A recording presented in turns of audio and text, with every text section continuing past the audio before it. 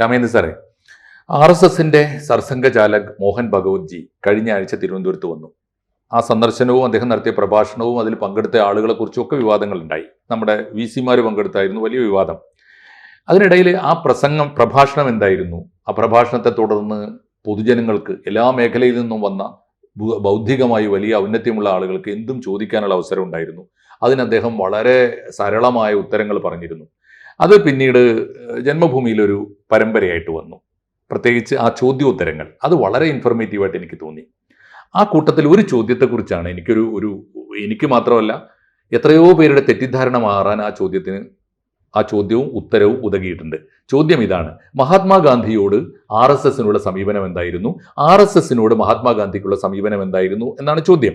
ആ ചോദ്യത്തോട് അദ്ദേഹം പ്രതികരിച്ചത്, അദ്ദേഹത്തിന്റെ വിശദീകരണം കേട്ടപ്പോൾ അത്ഭുതകരമായൊരു ആത്മബന്ധം മഹാത്മാഗാന്ധിയും RSSും തമ്മിൽ ഉണ്ടായിരുന്നു എന്നാണ്. പരസ്പരം അങ്ങോട്ടും ഇങ്ങോട്ടും അതിഥികളായി പങ്കെടുക്കുകയും ആദരപൂർവ്വം RSSനെ കുറിച്ച് ഗാന്ധിയുടെ ചടങ്ങുകളിൽ RSSന്റെ അക്കാലത്തെ മേധാവികളും സംസാരിച്ചിരുന്നു എന്നതൊക്കെ എന്നെപ്പോലുള്ള ഈ പലർക്കും, മാത്രമല്ല നമ്മൾ നിരന്തരം കേൾക്കുന്നത് ഗാന്ധിയെ കൊന്നവരാണ് സംഘപരിവാർ എന്നാണ്. ഇത് ആധികാരികമായിട്ട് പറയാൻ പറ്റുന്ന ഒരാൾ എന്ന നിലയിലാണ് ഞാൻ ഈ ചോദ്യം, ഈ ജന്മഭൂമിയിലെ ചോദ്യവും ഉത്തരം, അതിൻ്റെ ഒരു വിശദീകരണം നമ്മുടെ പ്രേക്ഷകർക്കായിട്ട്. വേറെ ഞാൻ ഇടപെടുന്നേ ഇല്ല സാർ, അതൊന്ന് പറഞ്ഞാൽ നന്നായി. അല്ല, RSSുമായിട്ടും ഗാന്ധിജിക്ക് നല്ല ബന്ധമുണ്ടായിരുന്നു. RSSന്റെ ചടങ്ങുകളിലൊക്കെ പങ്കെടുത്തിട്ടുണ്ട്. അതുപോലെ അംബേദ്കറും പങ്കെടുത്തിട്ടുണ്ട്. RSSന്റെ സംഭവം എന്താണെന്ന് വെച്ചാൽ, RSS ഈ ആരോപണങ്ങളൊക്കെ വരുമ്പോൾ വിശദീകരിച്ചൊന്നും നടക്കാറില്ല.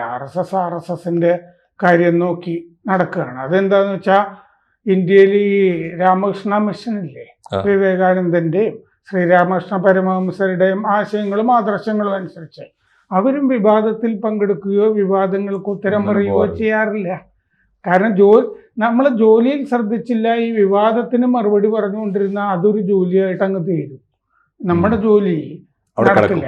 നമ്മളെ പറ്റി ആരെങ്കിലും എന്തെങ്കിലും ഒക്കെ പറഞ്ഞോട്ടെ എന്ന് വിചാരിക്കുക എന്നുള്ളതല്ലാതെ അത് നമ്മുടെ കർമ്മത്തിനെ ബാധിക്കാൻ പാടില്ലല്ലോ. അപ്പം മാഷ് പറഞ്ഞതുപോലെ ഗാന്ധിവധവുമായിട്ട് RSSന് എന്താ ബന്ധം? RSSന് പ്രത്യേകിച്ച് ഒരു ബന്ധമില്ല. ഇപ്പൊ രാഹുൽ ഗാന്ധി ഗോഡ്സെ RSSകാരനായിരുന്നു, ഗാന്ധിവധത്തിന് പിന്നിൽ RSS ആണെന്നൊക്കെ പറഞ്ഞപ്പോൾ കേസ് കൊടുത്തിട്ട് പല കോടതിയിലും പോയി രാഹുൽ ഗാന്ധി മാപ്പ് പറഞ്ഞിട്ടുണ്ട്.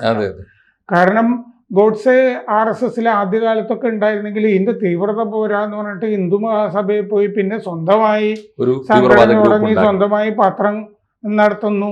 കുറേയും കൂടിയൊക്കെ ഈ സവർക്കറും ഒക്കെ ആയിട്ട് ബന്ധമൊക്കെ സ്ഥാപിച്ചൊക്കെ നടന്നിരുന്ന ഒരാളും പത്രാധിപരും സ്വന്തം നിലയ്ക്ക് ആശയങ്ങളും അദ്ദേഹത്തിൻ്റെതായ ന്യായങ്ങളും ആ ന്യായങ്ങൾ അദ്ദേഹം വിശദീകരിക്കുകയും ഒക്കെ ചെയ്തിട്ടുണ്ടല്ലോ. അതൊരു പുസ്തകമായി തന്നെ വന്നിട്ടുണ്ട്. അതിനോട് ആളുകൾക്ക് അനുകൂലിക്കുകയോ പ്രതികൂലിക്കുകയോ ഒക്കെ ചെയ്യാം. പക്ഷെ ഗാന്ധിയെ ഇന്ത്യയുടെ ഒരു വീരപുത്രനായിട്ട് തന്നെയാണ് RSS എല്ലാ കാലത്തും കണ്ടിട്ടുള്ളത് എന്നുള്ള വാസ്തവം അവിടെ ആ തുടർന്നുള്ള ഇന്ററാക്ഷനിൽ ചോദ്യത്തിന് ഉത്തരമായിട്ട് മോഹൻ ഭാഗവത് തന്നെ വിശദീകരിക്കുകയുണ്ടായി. അപ്പോൾ അങ്ങനെ സ്വയം സേവകരിൽ തന്നെ പല ആളുകൾക്കും ഗാന്ധിയെ പറ്റി വലിയ അഭിപ്രായമില്ല എന്നുള്ളത് നമുക്ക് കാണാം. എന്താന്ന് വെച്ച് കഴിഞ്ഞാൽ, സവർക്കറും ഗാന്ധിയും തമ്മിൽ അത്ര സുഖകരമായ ഒരു ബന്ധമാണ് എന്ന് പറയാൻ പറ്റില്ല. കാരണം അദ്ദേഹം തന്നെ ഈ ആൻഡമാനിലൊക്കെ കിടക്കുന്ന കാലത്ത് സവർക്കറുടെ വിമോചനത്തിന് വേണ്ടിയൊന്നും ഗാന്ധി അത്രയൊന്നും ചെയ്തിട്ടില്ല. ഭഗത് സിംഗിന്റെ വിമോചനത്തിന് വേണ്ടി പോലും ഗാന്ധി വലുതായിട്ടൊന്നും ചെയ്തിട്ടില്ല. അദ്ദേഹം ഒന്നാമത് ഗാന്ധി നമുക്ക് സ്വാതന്ത്ര്യം ഉടനെയൊന്നും വേണ്ട, ഡൊമിനിയൻ പദവി മതി എന്നൊക്കെ പറഞ്ഞു നടന്നിരുന്ന ഒരാളാണല്ലോ. അപ്പൊ ഗാന്ധിയുടെ ആശയങ്ങളുമായിട്ട് സവർക്കർക്ക് യോജിപ്പുണ്ടായിരുന്നില്ല. സവർക്കറുടെ അഭിപ്രായം വേറൊന്നാണ്. പക്ഷെ അത് RSSന്റെ അഭിപ്രായവുമായിട്ട് കൂട്ടിക്കുഴയ്ക്കേണ്ടതില്ലല്ലോ. കാരണം സവർക്കർ RSSകാരനല്ലല്ലോ ആ അർത്ഥത്തില്. ഗാന്ധിയോട് വിയോജിപ്പുള്ളത് തന്നെ സവർക്കറിനോടും വിയോജിപ്പുണ്ടായിരുന്നു. അതെ, അതൊക്കെ അങ്ങനെ തന്നെ ഇതാണ്. അപ്പോ ഭാഗവത് പറഞ്ഞ എന്താന്ന് വെച്ചാല്, ഭാഗവതിനോടുള്ള ചോദ്യം ഭാരത വിഭജനത്തെയും മതപരിവർത്തനത്തെയും മഹാത്മാഗാന്ധി ശക്തമായി എതിർത്തിരുന്നെങ്കിലും ചില വലതുപക്ഷ പ്രവർത്തകർ ഇപ്പോഴും അദ്ദേഹത്തെ ഒരു എതിരാളിയായിട്ട് കാണുന്നു, ഗാന്ധിയെ. ഈ ശത്രുതയ്ക്ക് പിന്നിലെ അടിസ്ഥാന കാരണം എന്താണ്? അതെനിക്കറിയില്ല, അത് നിങ്ങൾ അവരോട് തന്നെ ചോദിക്കുക. ഭാഗവത് പറയുന്നത് നിങ്ങൾ അവരോട് നേരിട്ട് ചോദിക്കുക. കാരണം ഞങ്ങളുടെ കാഴ്ചപ്പാട് അങ്ങനെയല്ല ഗാന്ധിയെ പറ്റി എന്നുള്ളതാണ്. ഞങ്ങൾ എല്ലാ ദിവസവും ചൊല്ലുന്ന മോഹൻ ഭാഗവത് ജി പറഞ്ഞു, ഏകാത്മത സ്തോത്രത്തിൽ ഗാന്ധിജിയുടെ പേരുണ്ട്, ശാഖകളിൽ ചൊല്ലുന്നുണ്ട്. അത് മറ്റേ ഭാരതത്തിന് വേണ്ടി പ്രവർത്തിച്ച വീരപുത്രന്മാരുടെയൊക്കെ പേര്, അത് ഭാരതമാതാവിനെ സ്തുതിക്കുന്ന, ഭാരതത്തെ സ്തുതിക്കുന്ന ഒരു സ്തോത്രമാണ്. മഹാത്മാക്കളെയൊക്കെ സ്തുതിക്കുന്നതാണ്. അതിൽ ഗാന്ധിയെ സ്തുതിക്കുന്നുണ്ട്. എന്ന് പറഞ്ഞാൽ ഗാന്ധി എല്ലാ ദിവസവും RSS വീരപുത്രനായിട്ട് ഓർക്കുന്നു എന്നാണ് അർത്ഥം. അത് ഏകാത്മതാ സ്തോത്രം തുടങ്ങുന്നത് ഓം സച്ചിദാനന്ദ സ്വരൂപായ നമോസ്തു പരമാത്മനെ എന്ന് പറഞ്ഞ് തുടങ്ങുന്ന ഒരു സംസ്കൃത കീർത്തനം, പ്രാർത്ഥന ആണ്. ഈ ഏകാത്മത സ്തോത്രമാണ്. സ്തോത്രം തിലകനും ഗാന്ധിയും ഒക്കെ വരുന്നുണ്ട്. അതിലുള്ളത് തിലകോ ഗാന്ധിരാദൃത, തിലകനും ഗാന്ധിയും മുതലായ എന്നതിൻ്റെ അകത്ത് പറഞ്ഞിട്ടുണ്ട്. തിലകനെയും ഗാന്ധിയെയും ഒക്കെ ഓർക്കുന്നുണ്ട്. പിന്നെ നമ്മൾ നോക്കുകയാണെങ്കിൽ ഈ ആർക്കൈവ്സിൽ, പാർലമെന്റിൻ്റെയൊക്കെ ആർക്കൈവ്സിൽ പഴയ കമ്മ്യൂണിസ്റ്റ് നേതാക്കളുമായിട്ടുള്ള അഭിമുഖങ്ങൾ ചേർത്തിട്ടുണ്ട്. എന്ന് പറഞ്ഞാൽ ഡാങ്കെ, അധികാരി പോലുള്ള ആളുകളൊക്കെ ഉണ്ടല്ലോ, പഴയ നേതാക്കൾ, അവരുമായിട്ടുള്ള ഇന്റർവ്യൂ. ആ അഭിമുഖങ്ങളിലൊക്കെ അവർക്ക് പ്രചോദനമായി തീർന്ന ആളായിട്ട് പറയുന്നത് ബാൽ ഗംഗാധർ തിലകിനെയാണ്. ബാൽ ഗംഗാധർ തിലകിന്റെ ആശയത്തിൽ നിന്നാണ് ഇവരെല്ലാം പ്രചോദനം ഉൾക്കൊണ്ടത്. പിൽക്കാലത്ത് അവർ കമ്മ്യൂണിസ്റ്റുകാരായെങ്കിലും എന്ന് പറഞ്ഞാൽ ഇപ്പൊ നമ്മൾ പറയുന്ന ഹിന്ദുത്വയുടെ ഒക്കെ ആദ്യത്തെ പ്രവാചകന്മാരിൽ ഒരാളല്ലേ തിലകൻ എന്ന് പറയുന്നത്. ഗണേശോത്സവം ഒക്കെ തുടങ്ങി വെച്ച ആളല്ലേ. അപ്പൊ അതുപോലെ തിലകനെ RSS ഒരു വീരപുത്രനായിട്ട് കാണുന്നു. അപ്പൊ ഏകാത്മതാ സ്തോത്രത്തില് തിലകോ ഗാന്ധിരാദൃത. അപ്പോ ഗാന്ധിയെ പറ്റി RSSന്റെ അഭിപ്രായവും കാഴ്ചപ്പാടും പണ്ടേ അങ്ങനെയാണ്. അത് പല സ്വയംസേവകരും മനസ്സിലായിട്ടില്ല ഗാന്ധിയെ പറ്റി. പക്ഷേ ഗോഡ്സെയുടെ അഭിപ്രായം അതല്ലായിരുന്നു. കാരണം വിഭജനം ഉണ്ടാക്കി വെച്ചത് അദ്ദേഹമാണ്. വിഭജനത്തിന് ശേഷവും പാകിസ്ഥാന് വേണ്ടി വാദിച്ചു എന്നൊക്കെ പറഞ്ഞിട്ടാണല്ലോ. ഉപവാസം കിടന്നു, നെഹ്റു അങ്ങോട്ട് കൊടുക്കാമെന്ന് പറഞ്ഞ സംഭവങ്ങളൊന്നും കൊടുത്തു തീർത്തില്ല എന്നുള്ളതുകൊണ്ടാണ്. അപ്പോൾ അദ്ദേഹത്തിന്റെ ചില നയങ്ങളോട് ഞങ്ങൾ വിയോജിച്ചിരുന്നു, RSS വിയോജിച്ചിരുന്നു. അദ്ദേഹം അത് പറഞ്ഞിട്ടുണ്ട്.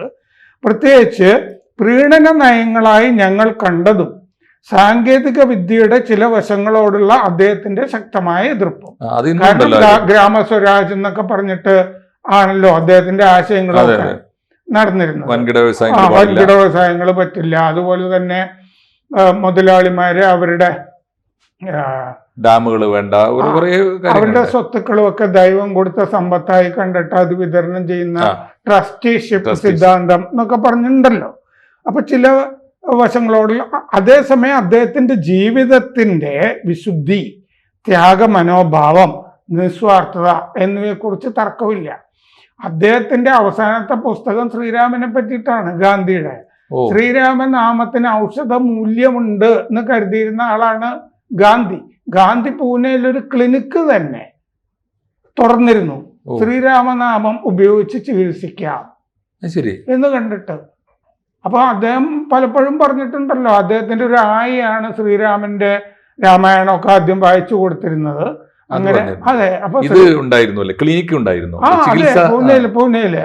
അതിപ്പോഴും തുറന്നു വെച്ചിട്ടുണ്ടെന്നാണ് ഞാൻ വായിക്കുമ്പോഴൊക്കെ മനസ്സിലാകുന്നത്. അവസാനത്തെ പുസ്തകം അദ്ദേഹം മരിച്ചു കഴിഞ്ഞിട്ടാണ് വരുന്നത്. ശ്രീരാമനെ പറ്റിയിട്ടുള്ള അതിന്റെ ഔഷധ മൂല്യവും ഒക്കെ പറയുന്ന കാര്യങ്ങളാണ് ശ്രീരാമനാമത്തിന്റെ. അപ്പൊ അത്തരം കാര്യങ്ങളോട് എന്താ തർക്കിക്കേണ്ട കാര്യമില്ല. അതുപോലെ തന്നെ RSS ശാഖകളിൽ ഗാന്ധി, അതെ, 1922 ഗാന്ധിജി എർവാദ ജയിലില്, മഹാരാഷ്ട്രയില് തടവിലാക്കപ്പെട്ടപ്പോ മാർച്ച് 20 എല്ലാ വർഷവും ഗാന്ധി ദിനം ആയി ആചരിക്കാനായിട്ട് പ്രവിശ്യ കോൺഗ്രസ് കമ്മിറ്റി തീരുമാനിക്കുന്നുണ്ട്. അപ്പൊ നാഗ്പൂരിലെ പ്രവിശ്യ കോൺഗ്രസ് കമ്മിറ്റി, നാഗ്പൂരാണല്ലോ ആസ്ഥാനം. അപ്പൊ നാഗ്പൂരിലെ പ്രവിശ്യ കോൺഗ്രസ് കമ്മിറ്റി സംഘടിപ്പിച്ച ആദ്യത്തെ ഗാന്ധി ആചരണത്തില് ഗാന്ധിയെക്കുറിച്ച് സംസാരിച്ചത് ഡോക്ടർ ഹെഡ്ഗേവാറാണ്, ഡോക്ടർ ജി ആണ്. അപ്പൊ കോൺഗ്രസ്സുകാർ തന്നെ വിളിച്ചത് ഹെഡ്ഗേവാറിനെയാണ് 1922. പക്ഷെ 1922-23 എന്ന് പറയുമ്പോൾ അന്ന് അവരൊക്കെ കോൺഗ്രസുമായിട്ട് അടുത്ത് കിടക്കുന്ന RSS ഉണ്ടായിട്ടില്ല. RSS പിന്നെ 1925-26 ഉണ്ടാകുന്നത്. അപ്പൊ ആ പ്രഭാഷണത്തിൽ ഡോക്ടർ ഹെഡ്ഗേവാർ ഗാന്ധിജിയെ പുണ്യപുരുഷൻ എന്ന് വിശേഷിപ്പിച്ചിരുന്നു. അന്ന് തന്നെ താൻ ശരിയെന്ന് വിശ്വസിച്ചത് യാഥാർത്ഥ്യമാക്കാൻ എല്ലാ ശക്തിയും ഗാന്ധി ചെലവഴിച്ചു എന്ന് ഡോക്ടർ ജി പറഞ്ഞു. ആ ലക്ഷ്യത്തിനായി എല്ലാം നൽകി. ആ മനസ്സിൽ സ്വാർത്ഥതയുടെ കണിക പോലും ഉണ്ടായിരുന്നില്ല എന്ന് സാക്ഷ്യപ്പെടുത്തി. അത്തരമൊരു വ്യക്തിയെ എപ്പോഴും ഓർമ്മിക്കണം എന്നും അന്ന് ആവശ്യപ്പെട്ടിരുന്നു. പക്ഷേ ഗാന്ധിയെ ഓർമ്മിച്ചാൽ മാത്രം പോരല്ലോ, അദ്ദേഹത്തിന്റെ മൂല്യങ്ങള് സ്വന്തം ജീവിതത്തിൽ നമ്മൾ കൊണ്ടു നടക്കണം എന്നുകൂടി RSS കണ്ടു. അതുകൊണ്ട് ഗുരുജി ഗോൾവൽക്കറെ ഗാന്ധി ജയന്തി പരിപാടിയിൽ പ്രസംഗിക്കാനായിട്ട് സാംഗ്ലിയിലേക്കും ക്ഷണിച്ചു. സാംഗ്ലിയിലേക്ക് ആ പ്രസംഗം ശ്രീ ഗുരുജി സാഹിത്യ സർവസ്വത്തിൽ ഉണ്ട്. അപ്പോ ഗോൾവാൾക്കറും പോയി ഗാന്ധിയെ കുറിച്ച് സംസാരിച്ചു. അതെ, സംസാരിച്ചിട്ടുണ്ട്. ഗുരുജി സമ്പൂർണ്ണ കൃതികളുണ്ട്. ആ സമ്പൂർണ്ണ കൃതികളൊക്കെ തയ്യാറാക്കാനൊക്കെ ആയിട്ട് നമ്മുടെ ആർ ഹരി നാഗ്പൂരിൽ പോയി പ്രവർത്തിക്കുകയൊക്കെ ചെയ്തിരുന്നൊക്കെ അറിയാമല്ലോ. അപ്പൊ അങ്ങനെ 1936 ഗാന്ധിജി വാർധയിലെ RSS ക്യാമ്പിലെത്തി. 1936 വാർധയിലെ RSS ക്യാമ്പ് സന്ദർശിച്ചു. ജീവിതത്തിന്റെ അവസാന ഘട്ടത്തിൽ ഡൽഹിയിലെ വാൽമീകി കോളനിയിൽ താമസിച്ചിരുന്നപ്പോൾ സ്വയം സേവകരാണ് അദ്ദേഹത്തിന് സുരക്ഷ ഒരുക്കിയത്. ഗാന്ധി അതുപോലെ മറ്റേ അരുണ ആസഫ് അലിക്കൊക്കെ RSS അല്ലേ സുരക്ഷ ഒരുക്കിയത് പിൽക്കാലത്ത്. 1947 സെപ്റ്റംബർ 27 ഗാന്ധി ഒരു RSS ശാഖ സന്ദർശിച്ചു. സമ്മേളനത്തെ അഭിസംബോധന ചെയ്തു. ആ പ്രസംഗം പിറ്റേന്ന് ഹരിജനില് പ്രസിദ്ധീകരിക്കുന്നതൊക്കെ ഇപ്പോഴും ഗാന്ധി വോളിയത്തിലൊക്കെ കാണാമല്ലോ. അപ്പൊ ഗാന്ധിയുമായിട്ടുള്ള സംഘത്തിന്റെ ബന്ധം എപ്പോഴും സൗഹാർദ്ദം നിറഞ്ഞതായിരുന്നു. പലതരത്തിലും ഗാന്ധിയെ സനാതന ധർമ്മത്തിന്റെ ജീവിക്കുന്ന രൂപമായിട്ടാണ് തിരുവനന്തപുരത്ത് ഭഗവത്ജി പറഞ്ഞതാണ്. ഗാന്ധിയെ സനാതന ധർമ്മത്തിന്റെ ജീവിക്കുന്ന രൂപമായിട്ടാണ് ഞങ്ങൾ കാണുന്നത്. ഇതാണ് സംഘത്തിന്റെ കാഴ്ചപ്പാട് ഗാന്ധിയെ പറ്റി. ഞാൻ സാറിനോട് ഇതിനെക്കുറിച്ച് ചോദിച്ചത് തന്നെ ഇതൊരു വല്ലാത്ത ഐ ഓപ്പണറാണ്. ഒന്ന്, ഗാന്ധി വിരുദ്ധരായി, ഗാന്ധിയെ കൊന്നവരായി, ഗാന്ധിയെ എന്നും ആക്ഷേപിച്ചവരായി ഇപ്പോഴും പറഞ്ഞുകൊണ്ടിരിക്കുന്ന ഒരു വലിയ കൾച്ചർ പുറത്തുണ്ട്. മോഹൻ ഭഗവത്ജിയോട് ഈ ചോദ്യം വന്നത് വലതുപക്ഷക്കാർ തന്നെ എന്ന് പറഞ്ഞാൽ സംഘീയ അനുകൂലികളായ ആളുകളിൽ തന്നെ ഗാന്ധി വിരോധമുണ്ട്. ഈ രണ്ടു കൂട്ടർക്കും അവനവന്റെ ധാരണകൾ തിരുത്താനുള്ള കൃത്യമായൊരു ചോദ്യവും ഉത്തരവും. അതിൽ ഒരു കൂട്ടര് സ്വയം സേവകരിൽ തന്നെ സവർക്കറിസ്റ്റുകൾ ഗാന്ധിയേക്കാൾ കൂടുതലായിട്ട് സവർക്കറെ ആരാധിക്കുന്ന അതിനുള്ള ഫ്രീഡം അവർക്കുണ്ട്. പക്ഷെ അത് RSSന്റെ നിലപാടാക്കി ആരും പ്രചരിപ്പിക്കുന്നത് തെറ്റാണല്ലോ. ഇപ്പൊ RSSനെതിരായി വന്ന ഏറ്റവും ഒടുവിലത്തെ പുസ്തകം ഇതേ പല്ലവി ആവർത്തിക്കുന്നുണ്ട്. ഗോപികൃഷ്ണന്റെ പുസ്തകം 700-ലേറെ പേജുള്ള 1000 രൂപ വിലയുള്ള വലിയ പുസ്തകമാണ്. ധാരാളമായി വിറ്റുപോയ പുസ്തകം. ഏറ്റവും ഒടുവിൽ കഴിഞ്ഞ കൊല്ലം പുറത്തിറങ്ങി. ഗാന്ധിവധത്തിന്റെ ഞാൻ അതിന്റെ FIR-ഉം കോടതി രേഖകളും ഒക്കെ വായിച്ചിട്ടുണ്ട്. അതിന്റെ കയ്യിലുണ്ട്. അത് പ്രസിദ്ധീകരിച്ച് പുസ്തകമൊക്കെ ആയിട്ട് വന്നിരിക്കുന്നുണ്ട്. ഇതിലെവിടെയെങ്കിലും RSSനെ പരാമർശിക്കുന്നുണ്ടോ? RSSന്റെ നേതാക്കൾ ആരെങ്കിലും ഇതിൽ പ്രതികളാണോ? ആ പ്രതികളായ ആരെങ്കിലും ഏതെങ്കിലും ഒരാൾക്ക് ഗാന്ധിയുമായിട്ട് എന്തെങ്കിലും ബന്ധമുണ്ടോ? മറിച്ച് ഗാന്ധിവധത്തിനെ പറ്റി കൂടുതൽ അന്വേഷിക്കണം എന്നുള്ള അഭിപ്രായം മറ്റു പലരേക്കും ഉള്ളതുപോലെ എനിക്കും ഉണ്ട്. തീർച്ചയായിട്ടും അത് ആവാലോ, നമുക്ക് നമ്മുടെ നിലപാടൊക്കെ ഉണ്ടാവാം. പക്ഷേ ഒരു വലിയ തെറ്റിദ്ധാരണ തിരുത്താവുന്ന ഈ ചോദ്യം ഉത്തരം അത് രാമേന്ദ്രൻ സാറിനെ പോലെ ഒരാൾ തന്നെ പ്രേക്ഷകരോട് പറയണം എന്നേ ഞാൻ ആഗ്രഹിച്ചുള്ളൂ. പ്രേക്ഷകർ അത് കേൾക്കട്ടെ. അത് ജന്മഭൂമി കാണുന്നവർ വളരെ കുറവായിരിക്കും. ഇനി കണ്ടാൽ തന്നെ കുറെ കൂടി അതിന്റെ ചരിത്ര കോൺഗ്രസുകാരെക്കാൾ കൂടുതൽ സ്വയം സേവകരും RSSകാരും RSSല് എല്ലാ ദിവസവും ഗാന്ധിയെ ഓർക്കുന്നുണ്ട്. അതാണ് കോൺഗ്രസുകാരും നാട്ടുകാരും ഓർക്കേണ്ടത്. കാരണം എല്ലാ ദിവസവും ചൊല്ലുന്ന ഏകാത്മത സ്തോത്രത്തിൽ ഗാന്ധിയുടെ തിലകമുണ്ട്. തീർച്ചയായിട്ടും അതാണ് നമ്മുടെ പ്രേക്ഷകരെ അത് അറിയട്ടെ.